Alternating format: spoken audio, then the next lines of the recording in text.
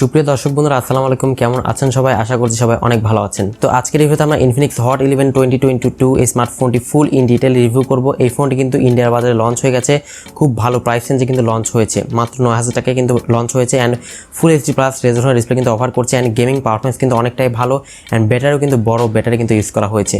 এই ফোনটি বাংলাদেশের বাজারে কবে আসতে পারে, অ্যান্ড ফোনটির প্রাইসটি কত হতে পারে, সমস্ত কিছু শেয়ার করব আজকের এই ভিডিওতে। তো অবশ্যই ভিডিওটি সম্পূর্ণ দেখবেন। আর যারা এখনও পর্যন্ত আমাদের পরিবারের সদস্য হননি, প্লিজ চ্যানেলটিকে সাবস্ক্রাইব করবেন এবং পাশে বেল আইকনটি ক্লিক করে দেবেন পরবর্তী প্রত্যেকটা ইন্টারেস্টিং ভিডিওর আপডেট সবার আগে পাওয়ার জন্য। চলুন শুরু করা যাক আজকের ভিডিও। তো বন্ধুরা, আমরা অ্যাট ফার্স্ট দেখে নেব এই ফোনটি বক্স কন্টেন্টে কি কি থাকছে। প্রথমত বক্স খুললেই আমাদের চোখে পড়বে মোবাইল ফোনটি, অ্যান্ড 10 ওয়াটের একটি চার্জার দেওয়া হয়েছে, and USB type C cable দেওয়া হয়েছে, অ্যান্ড ফোনটি ব্যাক সাইডে একটি কাভার ইউজ করার জন্য একটি কাভার দেওয়া হয়েছে, অ্যান্ড সিম ইজেক্টর টুল কিন্তু দেখতে পাচ্ছেন, অ্যান্ড কিছু ইউজার ম্যানুয়াল গাইড। এই তো ফোনটি বক্স কন্টেন্টে এগুলোই থাকছে। তো এবার আমরা Infinix Hot 11 এই ফোনটি ডিজাইন এবং বিল্ড কোয়ালিটি নিয়ে কথা বলবো। ফোনটি বিল্ড কোয়ালিটি নিয়ে কথা বলতে গেলে অবশ্যই এখানে প্লাস্টিক ম্যাটেরিয়াল ইউজ করা হয়েছে, অ্যান্ড ব্যাক সাইডে কিন্তু গ্লোসি একটি ফিনিশিং থাকছে, অ্যান্ড ব্যাক সাইডে দুইটি ক্যামেরা থাকছে, অনেকটা আইফোন শেপের মতো ইউজ করা হয়েছে, অ্যান্ড ফোনটির ফ্রন্টে কিন্তু একটি মিডল পাঁচল ক্যামেরা ইউজ করা হয়েছে। তো ডিজাইনটা অবশ্যই আমার কাছে এই প্রাইস রেঞ্জে অনেকটাই ভালো মনে হয়েছে। ফোনটির ডিসপ্লে সেকশনে কথা বলতে গেলে ফোনটির ডিসপ্লেতে ইউজ করা হয়েছে 6.7 ইঞ্চের একটি ফুল এইচডি প্লাস রেজোলিউশন একটি আইপিএস ডিসপ্লে এখানে পেয়ে যাচ্ছেন, যার রেজোলিউশন হচ্ছে 1080x2400 পিক্সেলস, 20:9 এক্সপেক্ট রেশিও এবং এর পিপিআই ডেনসিটি হচ্ছে 393। প্রিয় দর্শক, এবার আমরা ফোনটি অ্যাট দ্য মেইন পার্ট ফোনটির পারফরমেন্স সেকশনে কথা বলবো।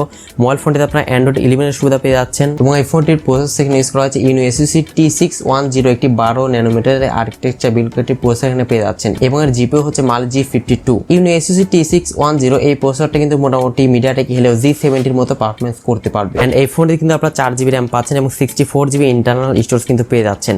ফোনটিতে আপনারা দুইটি সিমের পাশাপাশি একটি মেমোরি কার্ড ইউজ করতে পারবেন, যেটা অবশ্যই খুবই ভালো ব্যাপার। Infinix Hot 11 এই ফোনটি ব্যাক সাইডে থাকছে ডুয়াল ক্যামেরা সেটআপ, যার মেইন ক্যামেরা থাকছে 13 মেগাপিক্সেল মেইন ক্যামেরা, সেকেন্ড ক্যামেরাটি 2 মেগাপিক্সেল ডেপথ সেন্সর ইউজ করা হয়েছে, এবং এই ফোনটির ফ্রন্টে থাকছে একটি সিঙ্গেল ক্যামেরা 8 মেগাপিক্সেল সিঙ্গেল পাঁচল ক্যামেরা ইউজ করা হয়েছে। ফোনটির সামনে পেছনে উভয় ক্যামেরা আপনারা সর্বোচ্চ 1080p তে 30 fps এ ভিডিও শুট করতে পারবেন। এছাড়া ফোনটিতে অ্যাজ ইউজুয়াল যে সমস্ত বিষয়গুলো যেমন loud speaker, 3.5mm headphone jack, USB type C পোর্টের সুবিধা, এবং ফোনটিতে সাইড মাউন্টেড ফিঙ্গারপ্রিন্ট সেন্সর সুবিধা পেয়ে যাচ্ছেন। তো এট লাস্ট আমরা ফোনটি ব্যাটারি সেকশনে কথা বলবো। ফোনটি ব্যাটারিতে ইউজ করা হয়েছে 5000 mAh ব্যাটারি কিন্তু ইউজ করা হয়েছে। তো সেক্ষেত্রে ফোনটির ওয়েটটা একটু ভারী হবে, যেহেতু 5000 mAh ব্যাটারি ইউজ করা হয়েছে। অ্যান্ড এই ফোনটির বক্সের সঙ্গে কিন্তু 10 ওয়াটের একটি চার্জার দেওয়া হবে। তো এখানে আমার কাছে একটু ডিসঅ্যাপয়েন্টেড মনে হচ্ছে, কেননা 18 ওয়াট ফাস্ট চার্জিং সাপোর্টটা দিলে অবশ্যই ভালো। তো 10 ওয়াট দেওয়াতে কিন্তু ফোনটি চার্জ দিতে অলমোস্ট 3 ঘন্টার কাছাকাছি কিন্তু লেগে যাবে। এই ফোনটি কিন্তু ইন্ডিয়ার বাজারে কিন্তু অনেকটা ভালো প্রাইস রেঞ্জে লঞ্চ করা হয়েছে। ফোনটি বাংলাদেশে আসলে কিন্তু ভালো প্রাইস রেঞ্জে লঞ্চ হলে অবশ্যই ফোনটি কিন্তু মার্কেট কাঁপাবে। তো এখন কথা বলা যাক এই ফোনটি বাংলাদেশের বাজারে কবে আসতে পারে, এন্ড ফোনটির প্রাইসটি কত হতে পারে। এই ফোনটি যে বাংলাদেশের বাজারে কবে আসতে পারে এই ব্যাপারে কনফার্ম কোনো ডিটেলস এখনো পর্যন্ত পাওয়া যায়নি, তবে এক্সপেক্ট করা যাচ্ছে যে সামনের মাসে মে মাসের প্রথম দিকে ফোনটি বাংলাদেশের বাজারে লঞ্চ হতে পারে।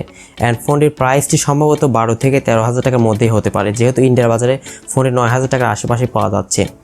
সো এই ফোনটি যদি ভালো প্রাইস রেঞ্জে লঞ্চ হয় তাহলে কিন্তু এই ফোনটি বাজেটের মধ্যে ভালো একটি গেমিং ফোন হতে যাচ্ছে।